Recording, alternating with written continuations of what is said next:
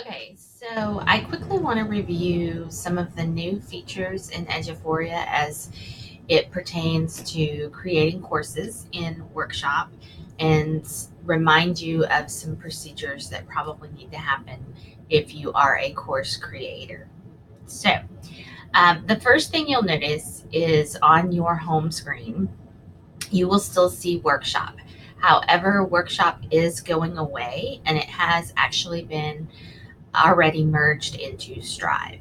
If you click on Workshop, pretty much whatever you click on in there is going to take you directly into Strive. So we will go ahead and go into Strive.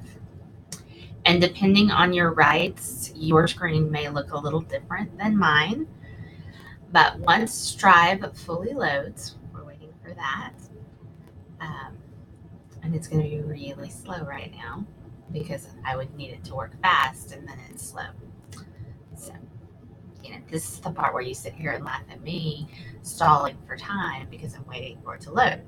So, once it loads, like I said, depending on your rights, you'll see different things over here. You want to click on settings. This is where you're going to go to get to workshop settings, which is basically the old manage tab. So once you select workshop settings, which I did, and again, I'm waiting and waiting. Um, let's see. There we go. So you'll notice once you get into workshop settings, it looks very similar to what you saw previously in the Manage tab. So when you click on course management, you'll have your options there to see your courses, whether they're district level courses, school courses, or e-courses. And then from here, you'll notice that your courses are pretty much the same. Nothing has changed about any of this. You still go down to the bottom to add a new course and it will bring up the new course wizard. You can do a new course or copy one. So I'm just going to copy one. And I'm going to close this for now. Click next. I'm going to search for webinars because that's what I'm going to put in there. So I scroll down and we'll do this one. I'm going to click next. And I'm going to change my title. It wants to work right. That sounds like a good one. An overview of Google Docs. Now with the new interface in Strive, having a little brief description is very helpful instead of just leaving that blank. So I do recommend that you put in a description. And then, of course, you select your date and time. And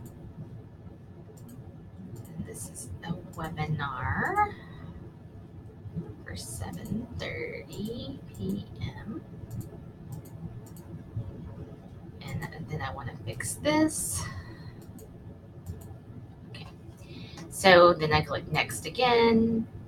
Now this is new, and some people have been just skipping this step, and you can skip this step, but it is actually very important for our teachers in regards to their end of the year evaluations. So if you're familiar with T-Tests and you know what your workshop aligns to, then feel free to select one of these domains if it's pertaining to communication, um, classroom culture. I'm going to select professional development.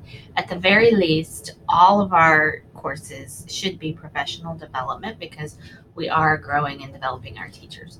And you can probably find a few other areas um, that will also relate. When principals go to evaluate their teachers, they can pull up their professional development and they can pull it to see are they working on their standards or their content.